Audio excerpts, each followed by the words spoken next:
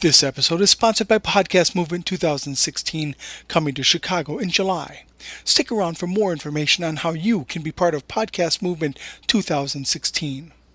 You're listening to the Podcast Movement Sessions. What's a podcast again? A podcast is, you talk. Is this thing on? Podcast.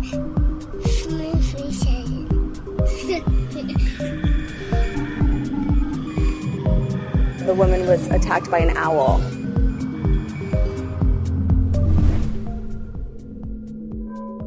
I'm Brian Orr. I'm Jared Easley. And this episode of Podcast Movement Sessions features Phoebe Judge and Lauren Spohrer, the producers of the highly acclaimed Criminal podcast. Well, I'll say this about Phoebe Judge. I listen to Criminal. I love that show. I've listened to pretty much every episode. When I first met her, she was backstage at the Academy of Podcaster Awards because her and Lauren were going to do the introduction for whatever award that they were doing that for. I don't remember which one it was. But she was backstage, and I had not met her yet. I had not seen her in person.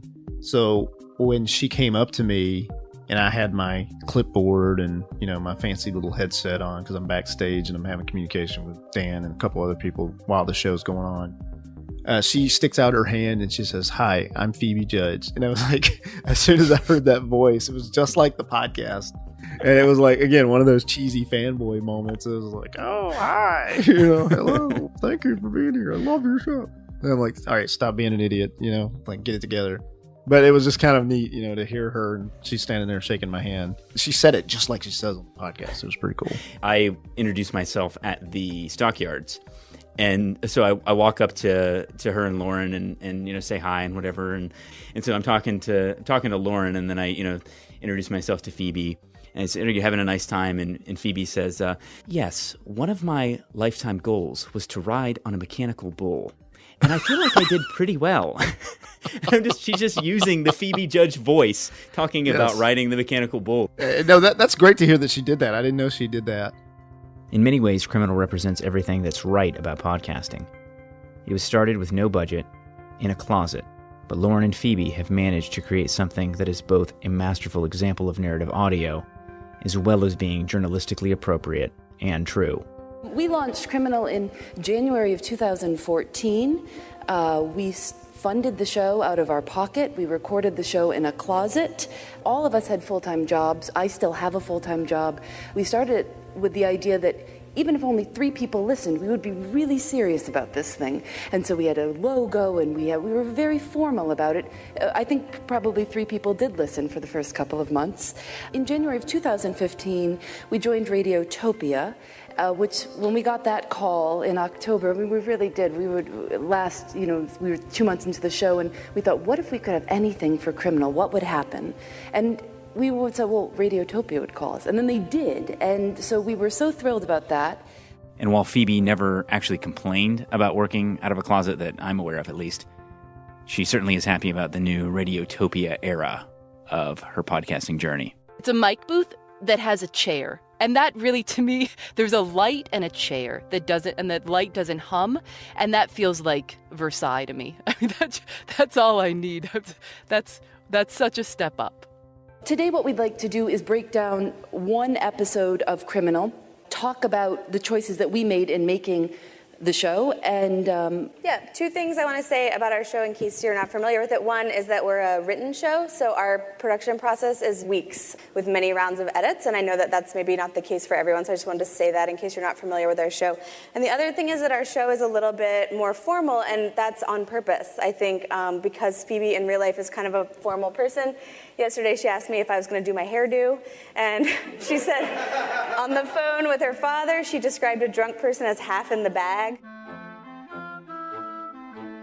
Criminal is very journalistic, and the tone of it is very serious and reverent, which I think is appropriate for the gravity of the stories that you cover. Was that something that you and Phoebe did intentionally, or does that just reflect your natural personalities? That is truly her natural personality. I mean, she, in real life, she jokes around a lot, but she's not sort of a zany woman.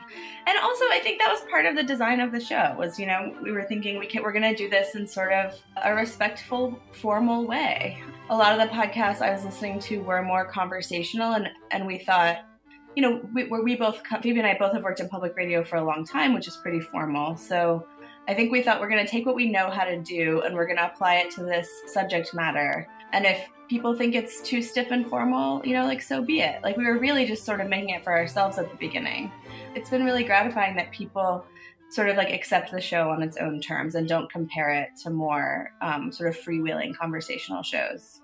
Criminal's not about me as the host. This isn't about Phoebe's stories, or my job is to relay information to the listener in as concise and unbiased and clear way as possible. That's it. And so I think from the beginning, we've wanted to have a show that kind of matched kind of a formal tone, because a lot of times we're talking about issues that are very serious and certainly not about me. And so that's been pretty clear that we do have a hosted show, a scripted show, but if I can get out of there as much as possible, it's not always, sometimes I laugh and we leave that in, but a lot of times it's just say what needs to be said and then disappear.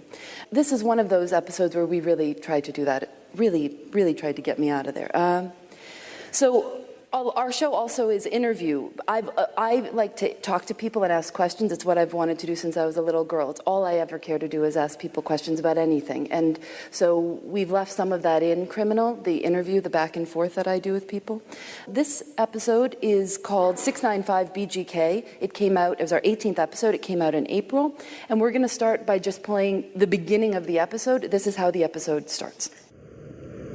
Began tonight. I was patrolling the area around the supermarket, riding around with my windows down, and I saw a black SUV driving a little erratically. This is police officer John Edwards speaking with investigators in the early morning hours of December 31st, 2008. Edwards was a police officer in Bel Air, Texas, right outside of Houston. I stopped at the end of the street and watched the vehicle for a minute as it parked in front of a residence. Two males got out and they observed me looking at them, looking back at my vehicle. As I passed the vehicle, I ran the plate, and it returned as a stolen vehicle. Stolen vehicle? Confirm tag. 6-9. We're listening to what Officer Edwards heard, indicating that the SUV was stolen. Warning, potential hit. The two young men, both African American, were now out of the car and walking up the driveway towards the house. Edwards called for backup and got out of his car. As soon as I exited the vehicle, that said, "Stop, police, let me see your hands." And both of them began saying, "It's the police, why are you messing with us?" And it's just a lot of profanities, a lot of... Basically, they didn't think I should be here in the first place. And I told them I got a stolen hit. I said that the vehicle turns to be stolen. They're driving a stolen vehicle. Did you have your gun out at this point? Yes, sir. As soon as I exited the vehicle, I had my gun out. Officer Edwards ordered both men to get down on the ground. That's when the front door opened, and Marion and Robbie Tolan saw their son face down on the front porch. A second officer arrived on the scene, Sergeant Jeffrey Cotton, and he tried to move Marion Tolan towards the garage. Here's Sergeant Cotton speaking to investigators. As I'm trying to move her, she's resisting, she's not really cooperating. I take both hands and start to move her toward the garage. She turns around, says something to the effect, and I don't remember exactly what her words were, but something to the effect of, "Get your hands off me." It may have been some profanity as well. I look back to her to keep moving her forward, and I hear him start to yell. I look, he gets up and starts, he may have taken a step toward me, and he's yelling, "Get your hands off her." He's got his hand like he's digging in his waistband. At this point, I'm thinking, I can't believe this guy is really, he's really got a weapon. I can't. And I see that he's standing up. I start yelling, "Stop." At this point, I pushed her, drew my weapon, and I'm backing up. At this point, he's facing and his arm's coming up. So I fired twice. The suspect fell backward and rolled back onto his stomach again. The female here was screaming. I held for a minute until I felt like I could approach him. He was no longer acting threatening. Now he's just kind of laying on the ground moaning. When you did approach the suspect, after you had fired your round, you did approach the suspect. You checking for any weapons at that point? Yes, I did. I checked his waistband, his pockets, underneath him, and I did not find a weapon. No. Sergeant Cotton shot 23-year-old Robbie Tolan in the chest at close range. Cotton said that night and repeatedly since that he shot Robbie Tolan in self-defense. When he came up, I'm sitting here thinking, I can't believe this guy's pulling a weapon. I mean, he's coming up, and I'm thinking, don't do it, and he's still coming, and he's reaching for his waistband, and I've got a wife and 5 kids, so. That's hard to hear, but what he said is that he has a wife and 5 kids. Lately, we've been hearing a lot about police officers shooting unarmed black men, allegedly in self-defense. But one thing makes the Tolan story different from those we've seen in the news lately. It felt like a sharp pain at first, and then it actually hit me. It literally feels like, an elephant is standing on your chest. That's the only way I can really describe it. Robbie Tolan is still alive. Not only did he survive the shooting, but he didn't even pass out. And when he tells the story, the shooting did not happen the way the officers say it did. I'm Phoebe Judge. This is Criminal. Okay, so there's a couple things that we want to talk about, and I think that are demonstrated there and that are super important to us and we really work toward. One thing is that we have competing narratives there. So we have the police officer's version of events, and then we're indicating that the family story is different, right? So that gives us a problem right at the beginning of the story, and it gives the listener something to do, right? The listener's actively engaged because we don't know the answer, right? We have 2 competing stories, 2 competing narratives. Yeah, and as a narrator, what we wanted to do is, in the best way possible, lay out both sides of the story. Laying out both sides of the story is good because you cover all your bases, but it also can be a little bit boring. And that's something that we try to mess around with a lot in Criminal, this idea of surprise. Yeah, so we'd written the first draft from the point of view of the family, and then we said, this isn't good enough. How do we make this more interesting? And so we changed it and decided to start with the version of events from the police officer's point of view. Because we started with the officers, we were able to withhold the fact that Robbie Tolan survived the shooting. So for us, that moment where you hear Robbie's voice is a very emotional and surprising moment, and that's something that we were hoping we could seed throughout the entire episode. And when I think about how this works, I think a lot about something that the fiction writer George Saunders said. In an essay, he talks about a kid's toy, a Hot Wheels track. And there's these toy gas stations in a Hot Wheels track, and if you drive the toy car into the gas station, it zooms the car forward and around the track. So he says that a story can be a series of these little gas stations. A story is made up of little things that fling our car forward. And so when we're structuring an episode, we think a lot about this. Like, how can we continue to raise the stakes? How can we bring energy to different parts throughout the story? And a lot of that comes by withholding information and then deploying it at exactly the right moment.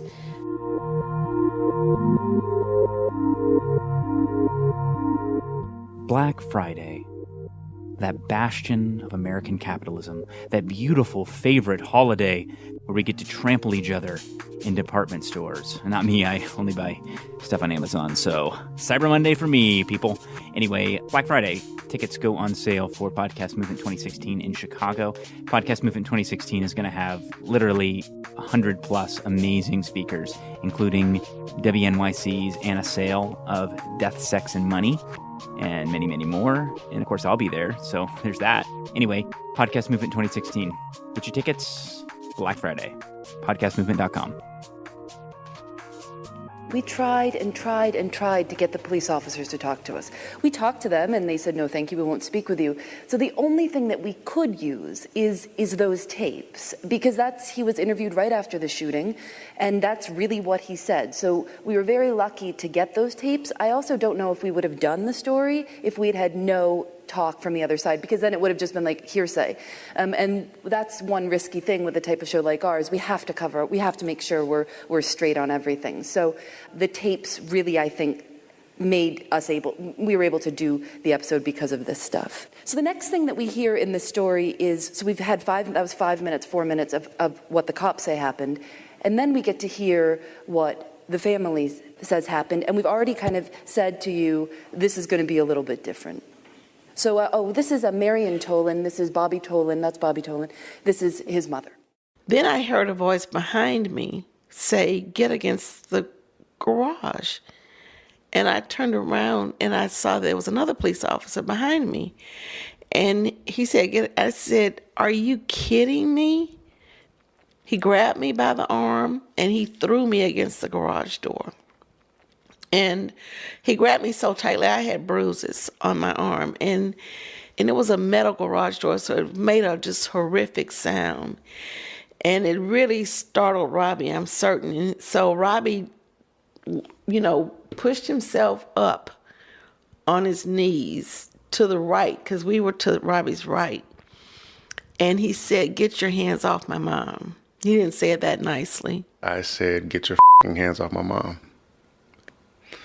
And he didn't say a word. He just looked and pulled his gun and shot me.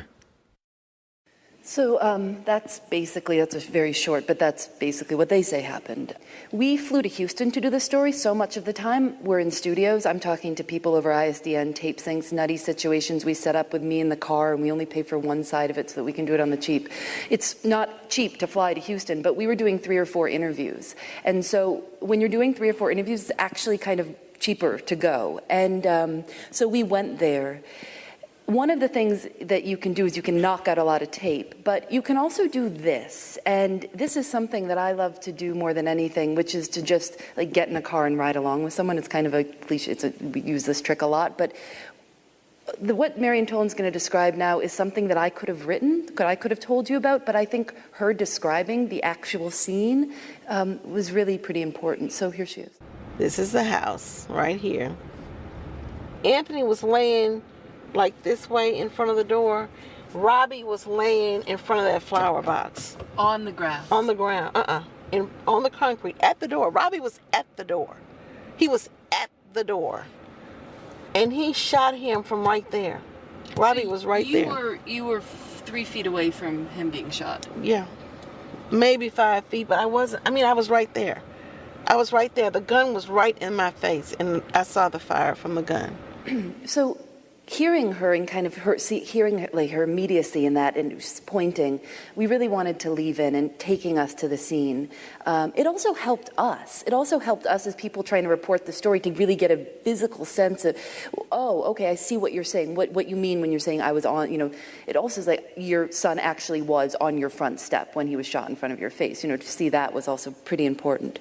So now we spent 5 minutes kind of on the officer's version, 5 minutes on Marion Tolan, and now we thought, okay, we're ready for another little surprise. The Tolans weren't allowed to go to Robbie. Robbie Tolan was put into the back of one police car. Marion Tolan was put into the backseat of another. They couldn't get out, and they were screaming. Officer Edwards, the first officer on the scene, began to look into the matter of the stolen car. He typed Robbie's license plate number into his computer again. And this is when he realized he'd made a mistake.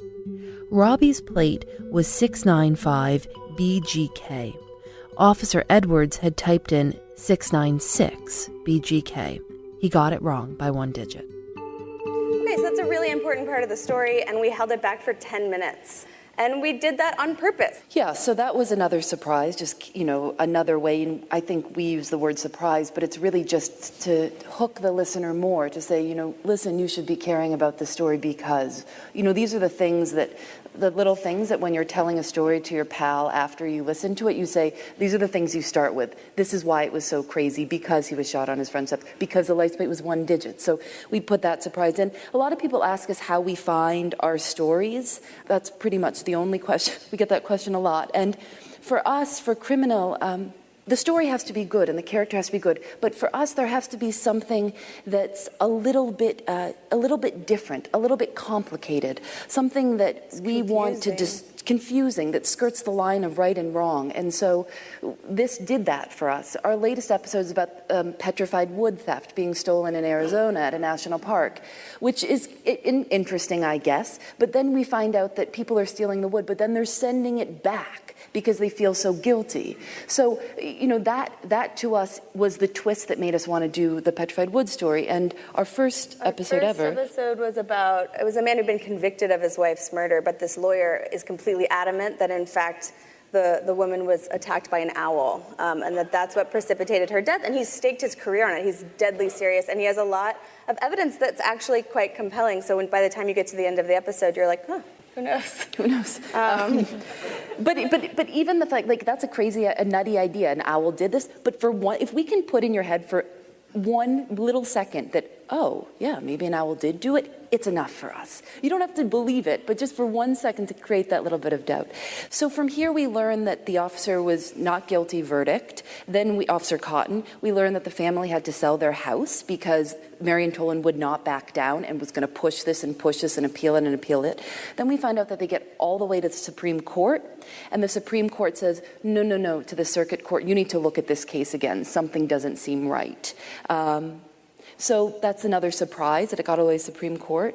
Then we learned that it was unsafe to remove the bullet from Robbie Tolan's body, so it's still in his liver. So we learned that near the very end of the story. That he's walking around with this bullet in his liver still. And we left in this quote, which I don't think we need to say anything about, rather than Robbie Tolan's father, who we also interviewed, said, my son has to walk around every day knowing that he's got a little piece of cotton in him, which is, take of it what you will, interesting for so many reasons. You know, we're talking about a white police officer, and that's what the father said to us, a little piece of cotton still in him. And then at the end of the story, and we always like to do this if we can, this was the last thing you hear in the whole entire episode. As for what the police say, we reached out to Sergeant Cotton for this story, but he told us in an email that he can't comment on pending litigation. We got the same response from everyone we contacted at the Bel Air Police Department. Sergeant Cotton still works there. In the years since the shooting, he's been promoted to lieutenant.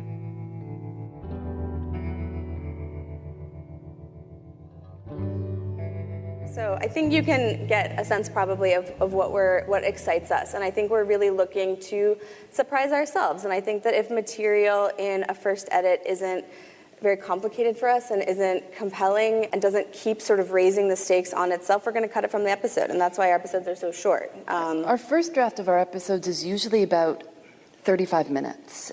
If someone takes the lead on writing the script, we have the edit, there's a lot of yelling, it's contentious, it's 3 hours long, we get into a fight, one of us walks away, we come back, and then we say, okay, let's do a second draft. So it's a pretty long process.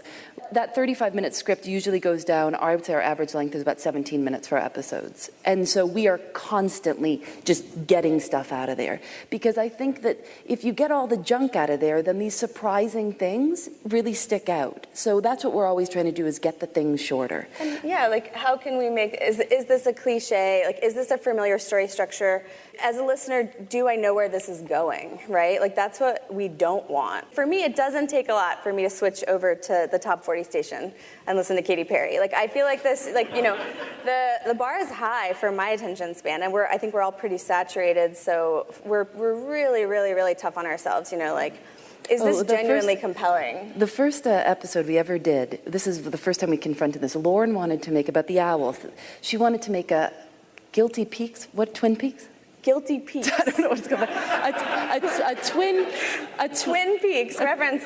So it's about owls, and I was like, let's put in this tape from Twin Peaks where they say like the owls are not what they seem, right? So it was like she was so into this, and I thought, why in the world would we do that? You know, it is. I understand it would get a little laugh from, I guess, 3% of the listeners, but and she was so angry. But we're always doing that to each other. It's like, Lauren, I know this is really funny to you, but so we're always just trying to get it really, really lean in criminal. Just so people lean closer. I think it's important for us to realize that when you're pursuing really high-level work, stuff that really makes a difference, it's not easy, and it's not always easy emotionally. In this next little section, Phoebe is talking about some interaction that she had with Lauren and her former producer, Eric Mennel, who's now with Gimlet and the Startup Podcast. And she's talking about some kind of testy interactions that she had with them, and it's really pretty funny.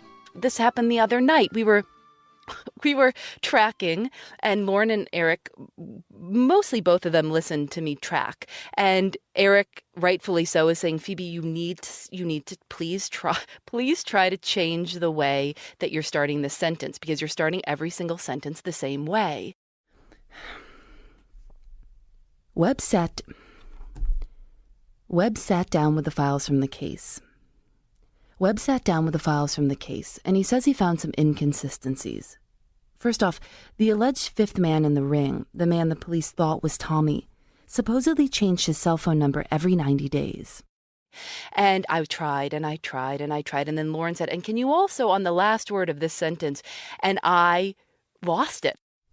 But Eric, here's what I'm trying, okay, I understand. I can't say days. Like I hear you saying that up and down. I'm saying I can't say that. Days. I don't know what you're talking about. So you're saying these things to me and I don't know what you're talking about. I'm trying to say days. Like I don't know what that is. I lost it. I started yelling into the microphone. I'm sorry, but my voice just doesn't work that way. You try to tell me how your voice, I just went crazy. But that's not how I talk. Like, right? Like that, I would never say that in real life. I would be like days. I would never, that's not like natural, right?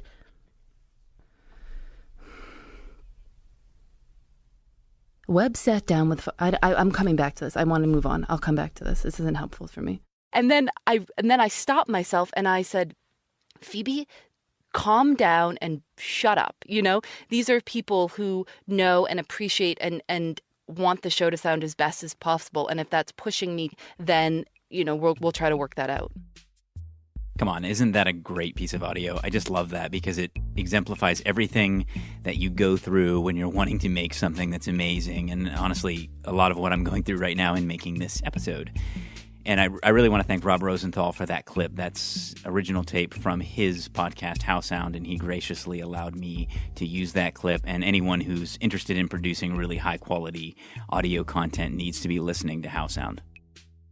We always send the final episode to the guests, like the night before it goes up, and But we shouldn't say. I mean, they don't get to say anything really. I mean, no, it's still going to go up whether they like it or not. Like, yeah, I send it to them the same time I publish. And then I'm just like on the edge of my seat waiting to hear back from them. And when they're moved by the way that we've constructed their life story, and often it's the worst thing that's ever happened to them, that is very important.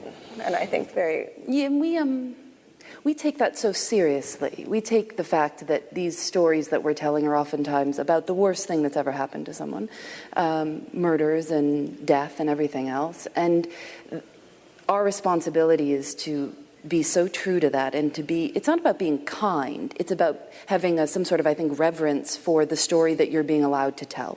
So all of these tricks that we're talking about, surprises and things, they all have to feel right. I mean, we're not going to do anything that would make someone say, well, wait, no, that's not fair. Our goal is to be fair as we possibly can. So fair and make a good story that someone wants to listen to is this battle that's what we're fighting with each other about all the time in making these criminal stories. How do you take these sometimes very intense material and make it compelling to the listener and also make it fair and respectful to the person that has allowed you to tell their story?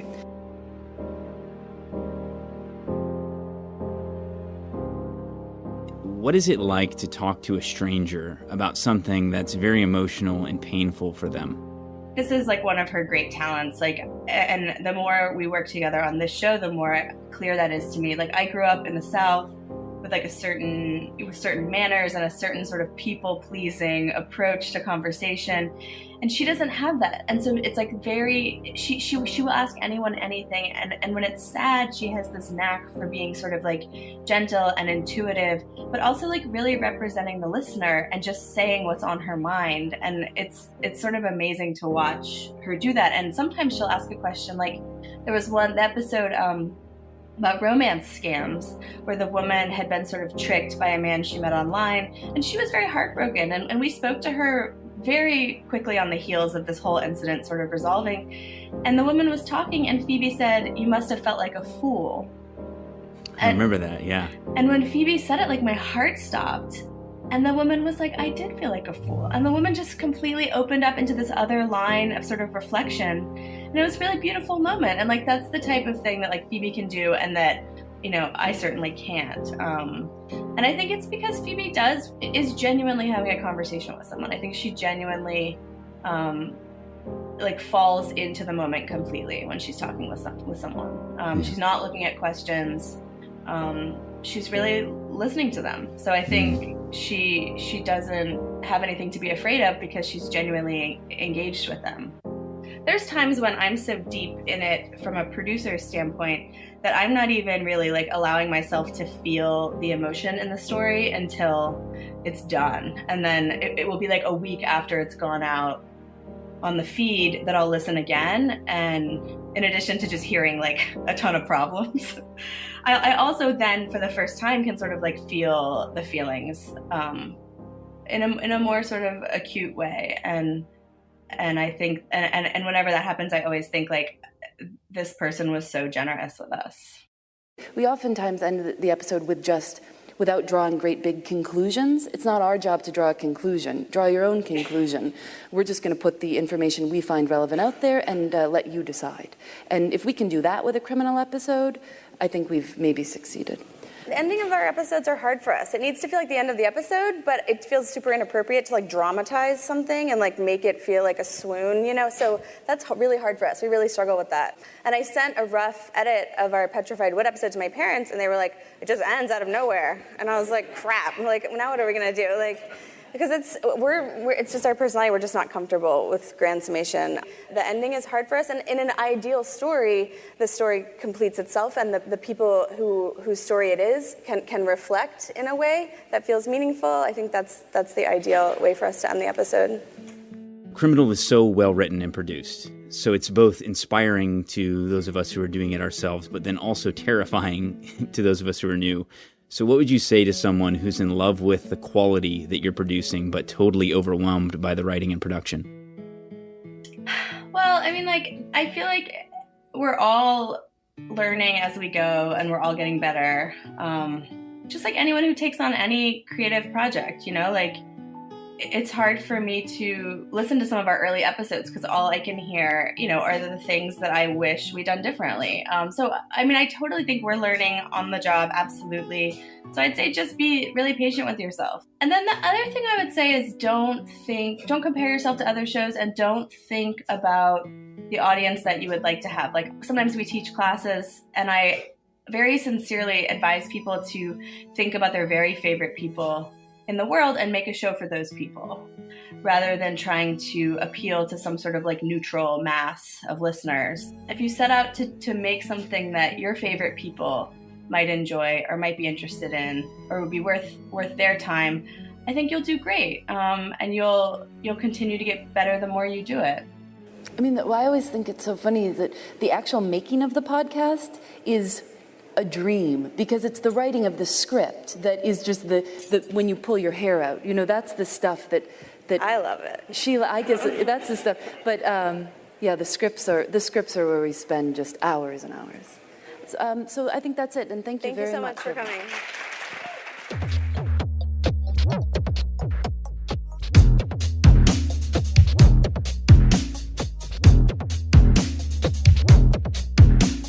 All right, I guess this episode is half in the bag, or actually fully in the bag. I want to thank you for being here. I want to remind you that we're going to have another episode next Monday, so be here next Monday. And if you want to find out more about Podcast Movement, go to podcastmovement.com.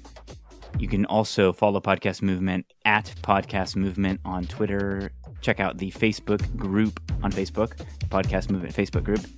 I have been at Brian J. Orr on Twitter, and you can also find me at brianorr.com. I want to give some special thanks, John Michael Foreman, Trevor Loreen, Phoebe Judge, Rob Rosenthal for allowing me to use his tape off of the How Sound podcast for this podcast. It was really great, and he just let me steal it, which was very generous. I also want to thank Juan Sepulveda, Kevin Hutchinson, Jared Easley, and Dan Franks, as always. My mentor through this process was Jeff Emtman. And I want to give special thanks to Lauren Spohrer. She's just really generous. She gave me a lot of her time in order to do this episode. And then I was at Third Coast in Chicago, I don't know, a month ago or so, and she literally came across an auditorium just to say hi to me and talk to me and make me feel like I'm part of the cool kid club, and that was really awesome of her. And I also wanted to mention, she mentioned to me in our interview that her and Phoebe are going to be doing a training for the Center for Documentary Studies coming up here. I think you can find that online, so just keep an eye out for that. I also just want to thank you. Thank you for your support. Thank you for being there for the conference. It means a lot. It's a great community, and I'm very thankful for it. Most of all, just thank you for being you. And I'll see you next Monday.